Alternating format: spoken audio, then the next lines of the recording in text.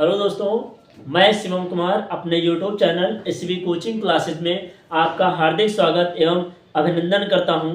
तो आज हम पढ़ेंगे क्लास 10th में और 12th में दोनों धर्मवीर भारती जी की महत्वपूर्ण रचनाएं, जो कि मैं आपको आज की इस वीडियो में शानदार ट्रिक से बताऊंगा। और मैं ये उम्मीद करता हूं कि मैं जितनी भी ट्रिक से आपको जिस लेखक की मैंने आपको रचनाएं बताई हैं, उम्मीद करते हैं वो आपको याद हो गई होंगी। उसी तरह मैं आपको आज एक नई ट्रिक के माध्यम से हम आपको धर्मवीर भारती जी की रचनाएं आपको याद कराएंगे। और अगर आपको ये रचनाएं सीखनी है तो आप हमारी इस वीडियो को कंप्लीट रूप से देखना होगा। अगर आप इस वीडियो को देख लेते हैं तो मैं ये उम्मीद करता हूं कि धर्मवीर भारती जी की जितनी भी रचनाएं हैं वो आपको सारी याद हो जाएंगी। ठीक है, तो आइए बिना देर करते हुए हम शुरू करते हैं और देखते हैं ट्रिक के माध्यम से आपको रचना याद कराते हैं। तो सबसे पहले धर्मवीर भारती जी है ना, ये आपके सिलेबस में है धर्मवीर भारती जी। अब देखिए होता क्या है, सबसे पहले हम यहाँ पर ये मान लीजिए धर्मवीर भारती जी हो गए। ठीक है, ये मान लीजिए मैंने धर्मवीर भारती जी को बना दिया। ठीक, ये हो गए धर्मवीर भारती जी, मान लीजिए बना दिया ऐसे नॉर्मली। ठीक है, तो अब यहाँ पर क्या है, अब यहाँ पर जो है भाई हम यहाँ पर सीधे सीधे हम क्लास 8 से स्टैंडर्ड की बातें करते हैं। मतलब ये कक्षा 12 से कक्षा 8 से ऊपर लेवल के हो गए, कक्षा 10 से मान लीजिए ऊपर पहुंच गए ना, 11-12 में है। आपको कहानी ट्रिक के माध्यम से बता रहे हैं। तो अब यहाँ पर जो है, अब इन्हें जो है एक लड़की से प्रेम हो जाता है। क्या हो जाता है? एक लड़की से इन्हें प्रेम हो जाता है और उस लड़की का नाम क्या होता है? कनुप्रिया। क्या नाम होता है? कनुप्रिया। क्या नाम होता है? कनुप्रिया। तो एक लड़की से इन्हें प्रेम हो जाता है ना, और उस लड़की का नाम होता है कनुप्रिया। और इस कनुप्रिया को जो घर है, देखिए यहाँ पर रचना बन जाएगी। इस कनुप्रिया का जो घर है, यहाँ से आपको बता रहे हैं ऐसे, ये हो गया इनका घर। ऐसे घर बनता है ना, ये मान लीजिए मैंने घर बना दिया। ठीक है, ये घर हो गया। इस लड़की का जो घर है वो कहाँ पर है? इस बंद गली में है। कहाँ पर है? बंद गली। बंद गली समझ रहे हैं आप? मतलब इस जो बंद गली है उस गली में, मतलब लास्ट में सबसे घर इसका है और गली वहीं पर बंद हो जाती है।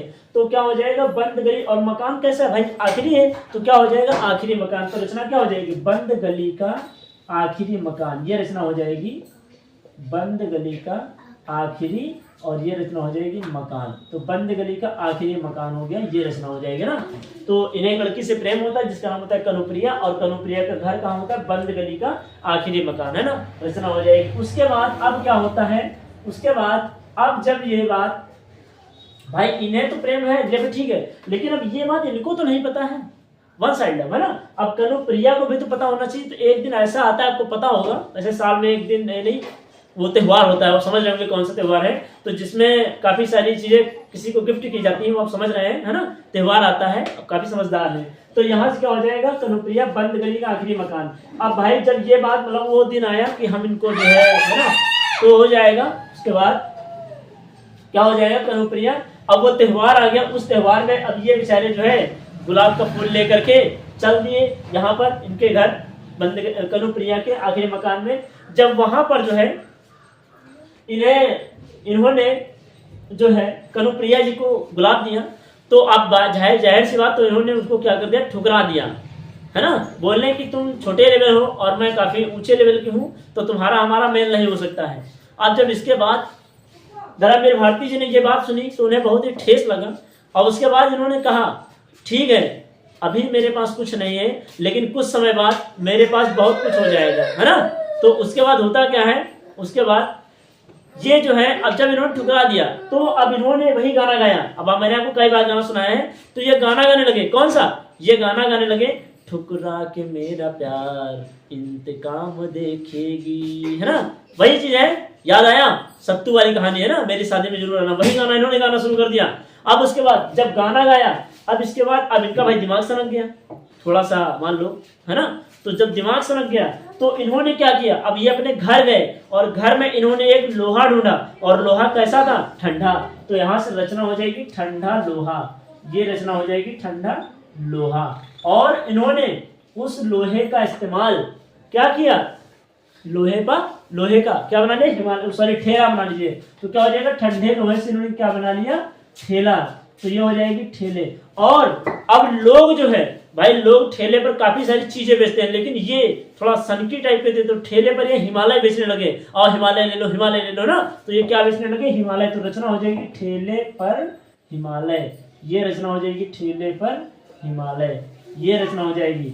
अब उसके बाद जब ठेले पर हिमालय इन्होंने रचना बना दी, उसके बाद अब ये भाई ठेले पर हिमालय बेचते बेचते कहाँ पहुंच जाते हैं, दूसरे युग में जहां लोग अंधे होते हैं। तो रचना क्या हो जाएगी, अंधा युग हो जाएगी। तो ये रचना हो जाएगी अंधा युग, है ना।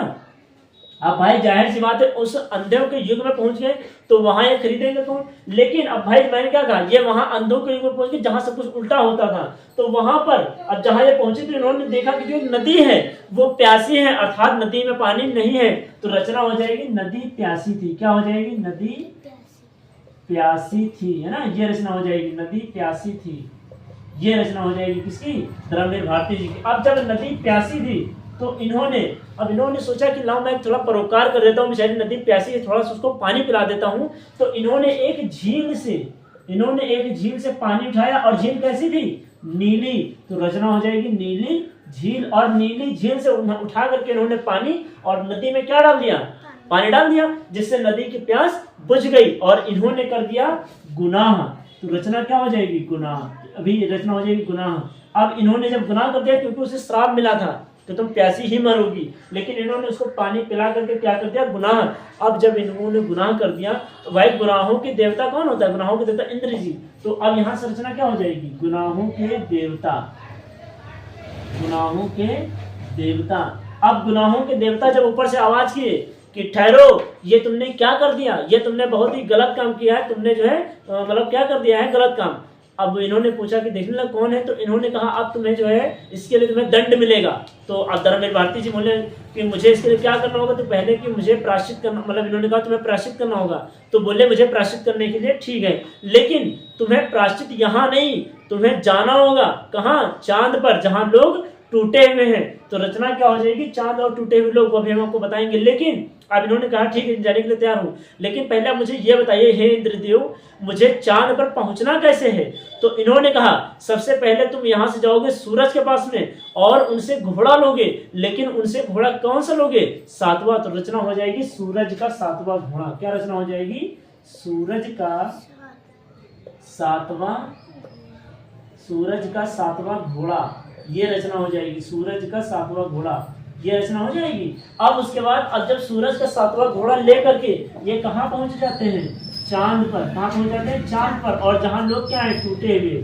तो रचना हो जाएगी चांद और टूटे हुए लोग। ये रचना हो जाएगी चांद और टूटे हुए लोग। ये रचना हो जाएगी ये चांद और टूटे हुए लोग। अब भाई जाहिर सी बात है, अब ये उस चांद पर पहुंच गए जहां लोगों के चांद पर जो है वहां क्या है, चांद पर टूटे हुए लोग हैं। अब भाई ये उधर उधर देख रहे हैं, वहां पर कंकाल टहल रहे हैं, है ना। ऐसे आपने हॉन्टेड हाउस देखा होगा, वहां पर डराने के लिए। वैसे ही सोचिए आप, चांद पर टूटे हुए लोग पड़े, मतलब अर्थात उनके वहां पर अस्थियां पड़ी हुई है, कंकाल। अब ये ठहरे जिंदा भी वहां पहुंच गए, इधर उधर देख रहे, सब मरे हुए लोग हैं, ढेर सारे कंकाल है, पैर मार रहे तो हड्डियां आ रही है, आवाजें आ रही है। अब भाई इन थोड़ी ही देर में ये पसीना पसीना हो गए, मतलब ये जो इनका हृदय है, इनका जो शरीर है वो पसीज गया है, अर्थात क्या होगा, पसीना पसीना हो गए। और पसीज से क्या हो जाएगी, पशयंती। क्या हो जाएगी, पशयंती, मतलब अर्थात इनका हृदय धीरे धीरे बैठने लगा, और हृदय ही बैठते बैठते इनकी वहां पर क्या हो गई,